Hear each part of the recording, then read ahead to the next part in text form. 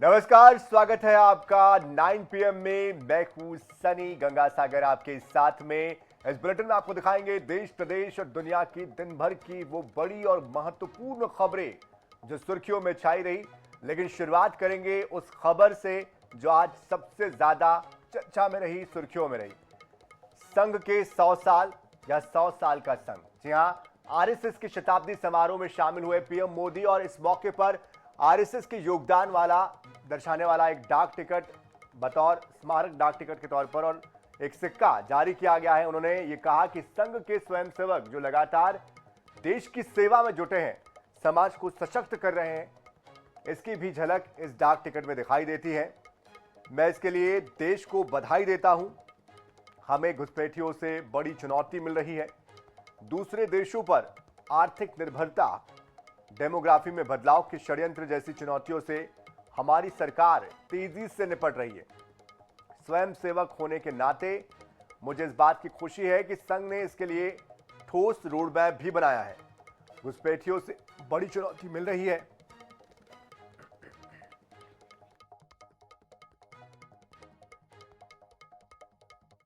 100 वर्ष पूर्व राष्ट्रीय स्वयंसेवक संघ की स्थापना ये कोई संयोग नहीं था। ये हजारों वर्षों से चली आ रही उस परंपरा का पुनरुत्थान था। इस युग में संघ उसी अनादि राष्ट्र चेतना का पुण्य अवतार है। जिस तरह एक नदी कई धाराओं में खुद को प्रकट करती है, हर धारा अलग अलग क्षेत्र को पोषित करती है, संघ की यात्रा भी ऐसी ही है। संघ के अलग अलग संगठन भी जीवन के हर पक्ष से जुड़कर राष्ट्र की सेवा कर, विविध क्षेत्र में काम करने वाले हर संगठन का उद्देश्य एक ही है, भाव एक ही है, राष्ट्र प्रथम। दूसरे देशों पर आर्थिक निर्भरता हमारी एकता को तोड़ने की साजिशें, डेमोग्राफी में बदलाव के षड्यंत्र कि हमारी सरकार इन चुनौतियों से तेजी से निपट रही है। एक स्वयंसेवक के नाते मुझे ये भी खुशी है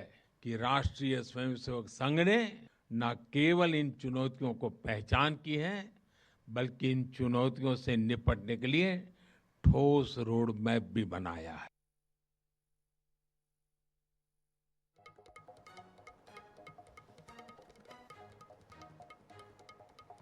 तो चुनौतियों से सतर्क रहने की बात कही है पीएम ने और साथ ही संघ के योगदान को भी याद किया।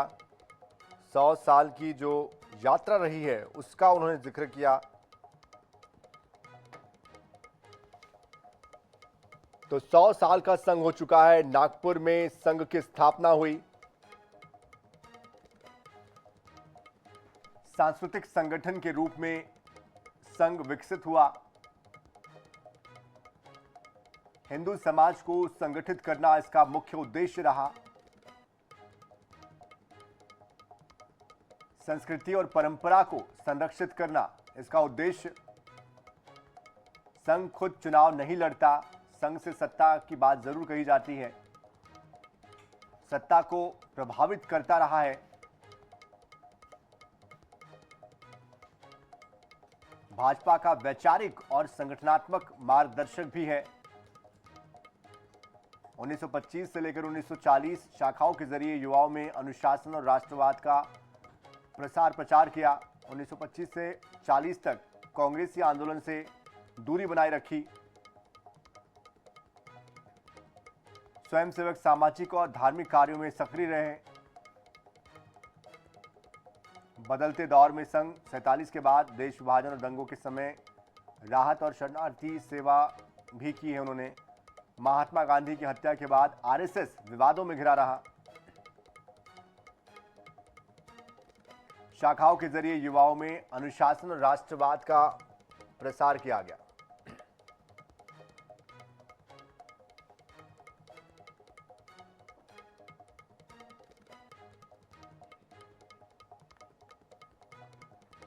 तो संघ का कार्यकाल, संघ का संगठन 100 साल का हो चुका है। इस दौरान संघ का जो इतिहास रहा है उसमें कुछ उपलब्धियां थी तो कुछ जगहों पर विवाद भी रहे हैं, चाहे महात्मा गांधी की हत्या हो या फिर जो अन्य आरोप विपक्ष जो लगाता रहा है उसको लेकर अक्सर संघ को विपक्ष कटघरे में खड़ा करता रहा है।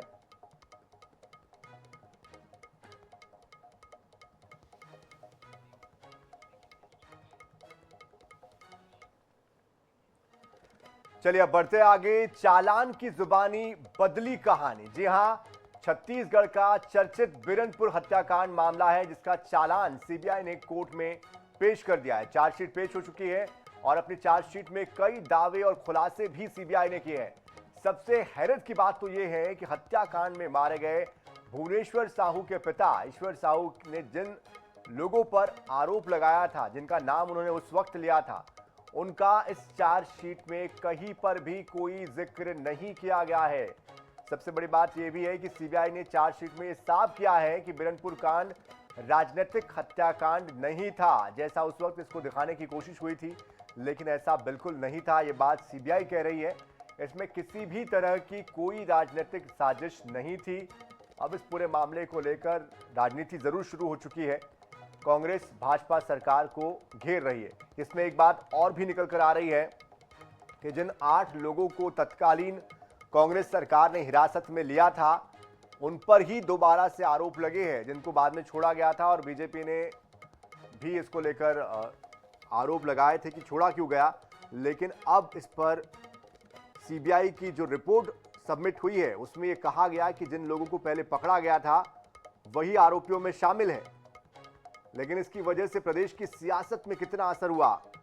बेमितरा से साजा से जो विधायक हुआ करते थे कांग्रेस के कद्दावर नेता रविंद्र चौबे, उनको ईश्वर साहू ने मात दे दी और चुनाव में हरा दिया, जिसके बाद आसपास के लगे जो इलाके थे उस पर भी इसका असर पड़ा। बाकी जगहों पर भी कांग्रेस को मात खानी पड़ी। साहू बहुल ये इलाका था, 15 सीटों को सीधे तौर पर प्रभावित कर रहा था। 15 सीटें कांग्रेस की कम हो गई। उस पर कार्रवाई हुई और उस समय भी हमारी सरकार ने कहा ये राजनीतिक ये घटना नहीं है, आपसी विवाद का है। राजनीतिक घटना, सांप्रदायिक घटना तो भारतीय जनता पार्टी ने दिया है, भारतीय जनता पार्टी ने दिया है। और इसको, इस मुद्दे को मतलब वोटिंग तक चुनाव में इसको बुलाया है, इसे समाज को भड़काने का काम किया। तो कहीं न कहीं भारतीय जनता पार्टी का ये षड्यंत्र सीबीआई के इस चार्जशीट के बाद बेनकाब हुई है भारतीय जनता पार्टी। साथ ही उन्हें माफी मांगना चाहिए कि इस बिरनपुर घटना की चार्जशीट के बाद कहीं न कहीं भारतीय जनता पार्टी का चेहरा बेनकाब हो चुका है। सीबीआई पर कांग्रेस का विश्वास तो बढ़ा। 5 बरस जब तक वो रहे उन्होंने बैन करके रखा कांग्रेस को, और जब बैन करके रखा आज सीबीआई पर उनका विश्वास बढ़ रहा है। लेकिन सुनिए मेरी बात, सीबीआई ने एक बिंदु की जांच की, विषय में अनेक बिंदु, अन्य बिंदुओं पर जो कथन माननीय विधायक जी का है, गांव वालों का है, उस पर अन्य बिंदुओं पर जांच चल ही रही है, वो स्पष्टता होगी।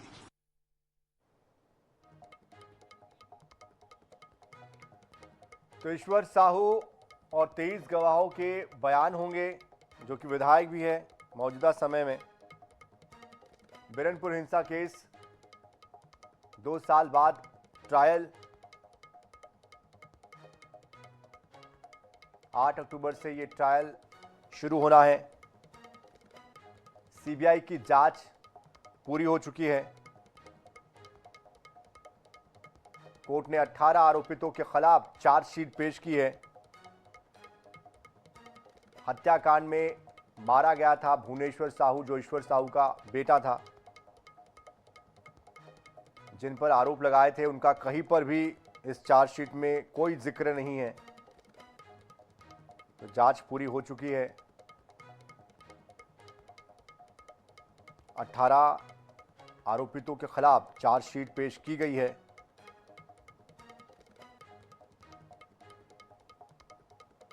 तो देखिए 2023 चुनाव के वक्त ठीक पहले ये पूरा मामला सामने आया था, प्रकाश में आया था, जिसके बाद प्रदेश में इसको लेकर खूब सियासत हुई थी और एक तरीके से पक्ष और विपक्ष आमने सामने आ गए थे और इसका सीधा असर विधानसभा चुनाव पर पड़ा और नतीजों पर भी इसका असर पड़ा, जिसकी वजह से भी कांग्रेस को कहीं ना कहीं एक बड़ा नुकसान इससे उठाना पड़ा। सत्ता परिवर्तन तक हो गया।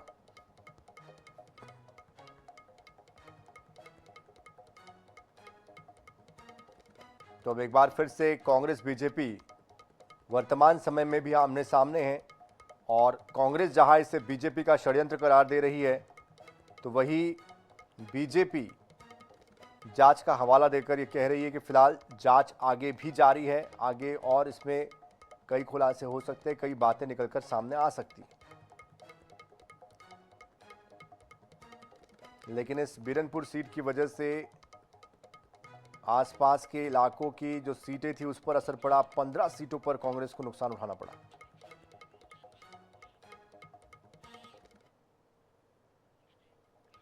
चलिए रुक करते हैं कुछ और खबरों का। विश्व प्रसिद्ध बस्तर दशहरा उत्सव के दौरान महत्वपूर्ण मावली परघाव रस्म निभाई गई है। मावली परघाव का आयोजन नवमी के दिन किया गया। इस मौके पर दंतेश्वरी मंदिर के प्रांगण कुटरू बाढ़ा में दंतेवाड़ा से मावली देवी की डोली पहुंची, जिसका भव्य स्वागत भी किया गया।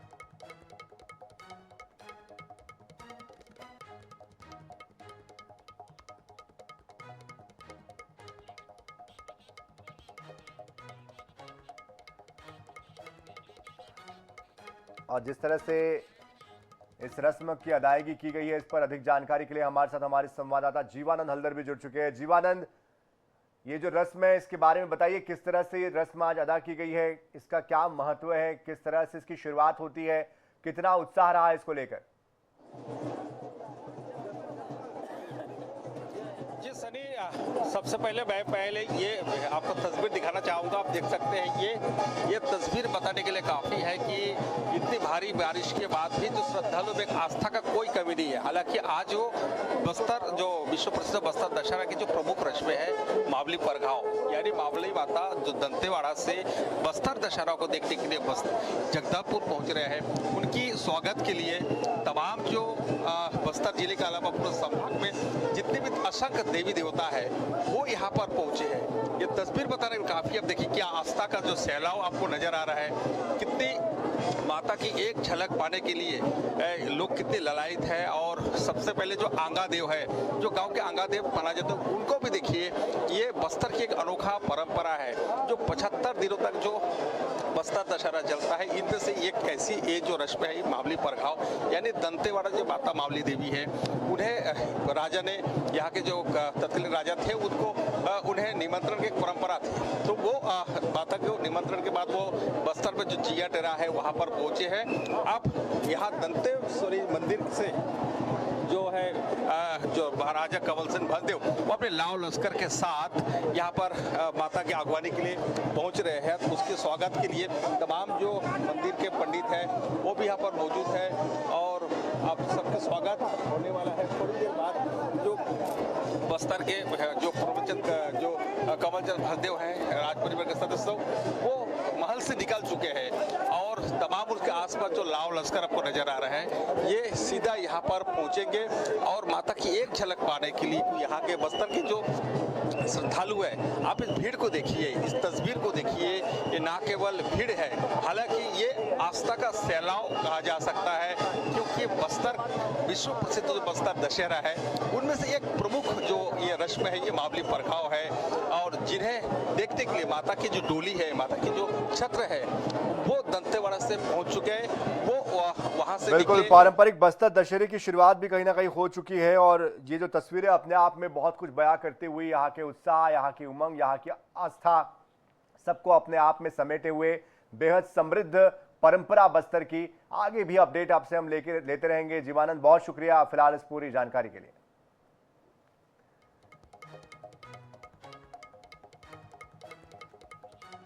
तो मावली परघाव की ये रस्म आज निभाई गई है।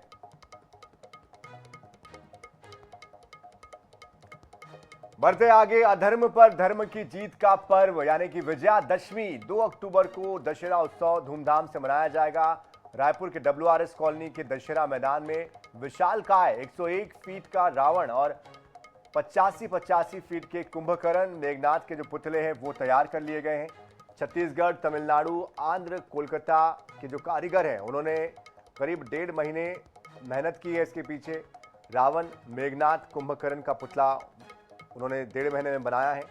आतिशबाजी के लिए कोलकाता से लोगों को बुलाया गया। वहीं जिस प्रकार से लगातार छत्तीसगढ़ में मानसून एक्टिव है, ऐसे में दशहरा उत्सव में खलल भी पड़ सकता है। उत्सव के दौरान सुरक्षा के कड़े इंतजाम किए गए हैं। सुरक्षा जवानों के साथ जिला प्रशासन, फायर ब्रिगेड की टीमें तैनात रहेगी। मौके का जायजा लिया हमारे संवाददाता मोहम्मद हसन। दशमी दशहरे को लेकर के राजधानी रायपुर में तैयारियां पूरी कर ली गई हैं। WRS के दशहरा मैदान की आप तस्वीरें ये देख रहे हैं, जहां पर रावण, मेघनाथ और कुंभकर्ण का जो पुतला है वो बनकर के लगभग तैयार हो चुका है। इस बार बात करें तो रावण की ऊंचाई कुल 101 फीट और मेघनाथ और कुंभकर्ण के पुतले की 85 फीट जो है वो हाइट का इसे बनाया जा रहा है। इसके बारे में अगर बात करें तो कोलकाता, इसके अलावा छत्तीसगढ़ समेत अलग अलग राज्य, आंध्र की बात करें, तमिलनाडु की बात करें, वहां के कारीगरों के द्वारा जो है इन पुतलों को तैयार किया गया है। स्प्रे पेंट के माध्यम से इसे तैयार किया जा रहा है। हद तक कम से कम जो है वो वाटर प्रूफ बनाया जा सके। हालांकि जो पुतला है पूरी तरीके से वाटर प्रूफ नहीं है। यदि तेज बारिश होती है तो कहीं ना कहीं आयोजन खराब हो सकता है। इसके अलावा अगर बात करें तो WRS कॉलोनी के दशहरा मैदान में हर साल ऐतिहासिक रूप से विजयदशमी दशहरा जो है वो मनाया जाता है, जहां पर हजारों लोग जो है वो इस उत्सव में शामिल होने के लिए पहुंचते हैं। लेकिन यहाँ पर आम लोगों के लिए बैठने के लिए कुर्सियों की व्यवस्था की गई है। लेकिन अगर बारिश होती है तो लोगों के लिए किसी प्रकार की शेड या वाटर प्रूफिंग की व्यवस्था नहीं है।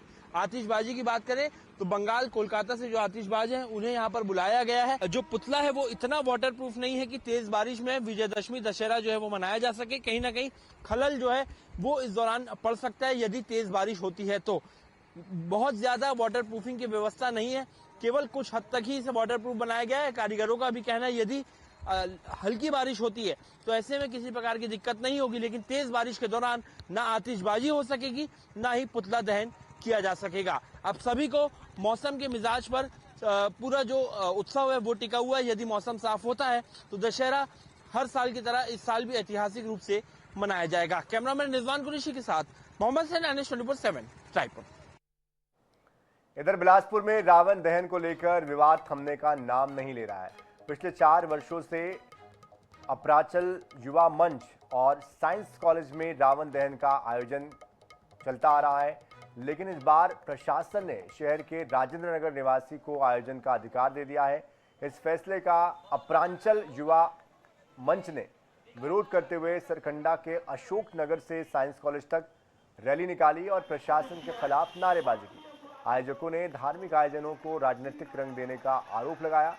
मामला हाईकोर्ट तक भी जा पहुंचा, लेकिन प्रशासन ने इस पर कोई समाधान नहीं निकाला। लिहाजा अपरांचल युवा मंच अब मजबूरन आंदोलन पर भी उतर आया है। बिलासपुर में रावण दहन का विवाद लगातार बढ़ता ही जा रहा है। बिलासपुर के अपरांचल युवा मंच द्वारा जो रावण दहन के पिछले 5 वर्षों से किया जा रहा था, उनको इस बार रावण दहन नहीं किया जा रहा है। इसको लेकर के काफी ज्यादा विवाद बढ़ता ही जा रहा है। हमारे साथ यहाँ पर जो अपरांचल युवा मंच, लोक मंच एवं सर्व हिंदू समाज के लोग यहाँ पर मौजूद है। ये विरोध दर्ज लगातार करा रहे हैं। इनका साफ तौर पर यह कहना है कि जिस स्थान पर ये लगातार 5 वर्षों से रावण का दहन कर रहे थे, इस बार राजनीतिक कारणों के कारण इनको किसी प्रकार से रावण का दहन नहीं करने दिया जा रहा है। इनके साथ द्वेषपूर्ण व्यवहार किया जा रहा है। हमारे साथ युवा नेता भी है और जो रावण दहन के जो आयोजक है वो हमारे साथ मौजूद है, सिद्धांत दुबे, उनसे बात करेंगे। जी बताइए, क्या विवाद है, क्यों आप लोग रावण दहन नहीं करने दिया जा रहा है? देखिए, 4 वर्षों से साइंस कॉलेज मैदान में हम लोग रावण दहन करते आ रहे हैं और इस बार भी हमने विधिवत आवेदन दिया था। हमने पहले आवेदन दिया किसी सिद्धार्थ भारती नाम के व्यक्ति ने, जो व्यक्ति सरकंडा अर्पांचल क्षेत्र से उसका कोई लेना देना नहीं है, उसने हमारे बाद आवेदन दिया और SDM साहब ने उनको अनुमति दे दी। हम गए कलेक्टर साहब के पास, हम लोग हजारों की संख्या में हाथ जोड़ने गए, हमने हनुमान चालीसा का पाठ किया। सर्व हिंदू समाज के अर्पांचल क्षेत्र के लोग गए और उन्होंने कहा कि हम आपकी बात को कंसिडर करेंगे। आज तक उनकी तरफ से हमें कोई भी उचित जवाब नहीं आया है। किसका इतना दबाव है, किससे इतने लोग, क्यों डर रहा है प्रशासन, क्यों ऐसा कर रहा है? ये इतने लोग, एक भी व्यक्ति आप पूछिए अगर अर्पांचल का नहीं, आप लोग बताइए अर्पांचल में रहते हैं कि नहीं? कहाँ रहते हैं आप लोग? और पुल पार से आकर के जो 10 किलोमीटर दूर का आदमी यहाँ पर रावण दहन कर रहा है और जबरन में नाम लिख रहे हैं इन लोग यहाँ की समिति का, जिसका इससे कोई लेना ही देना नहीं है। तो देख सकते हैं यहाँ पर अपरांचल जो मंच है, इनका साफ विरोध दर्ज करवा रहे हैं। इनका साफ तौर पर यह कहना है कि अर्पांचल क्षेत्र न होने के बावजूद उनको अनुमति दी गई है। लगातार इस तरीके से जो विवाद गहराते जा रहा है, इनका साफ तौर पर यह कहना है रावण वहीं पर जलाएंगे जहां पर ये पिछले 400 वर्षों से जला रहे हैं। अभी इनका ये बिलासपुर के जो सरकंडा क्षेत्र कुर्मी क्षेत्र है वहां पर से रैली निकाल करके धरना देने वाले हैं और उनका साफ तौर पर यही कहना है कि जब तक हमको रावण दहन का अनुमति नहीं मिलता हम वहां पर अपना विरोध प्रदर्शन करेंगे और रावण वहीं पर जलाएंगे। कैमरा पर्सन आशीष श्रीवास्तव के साथ पंकज गुप्ते, आई-नेट न्यूज, बिलासपुर। चलिए, अब ये रावण कहां पर दहन होता है ये तो देखना होगा, लेकिन कल जो है रावण दहन को लेकर सभी अपने अपने तरीके से तैयारी कर रहे हैं और अंतिम रूप सभी ने दे दिया है। कल किस तरह से कहां पर जश्न मनाया जाता है, मौसम का क्या मिजाज होता है, इस पर भी हमारी नजर बनी हुई है। फिलहाल 9 PM में इतना ही। ताज़ा खबरों के लिए, अपडेट्स के लिए आप बने रहिए आई-नेट 24/7 के साथ।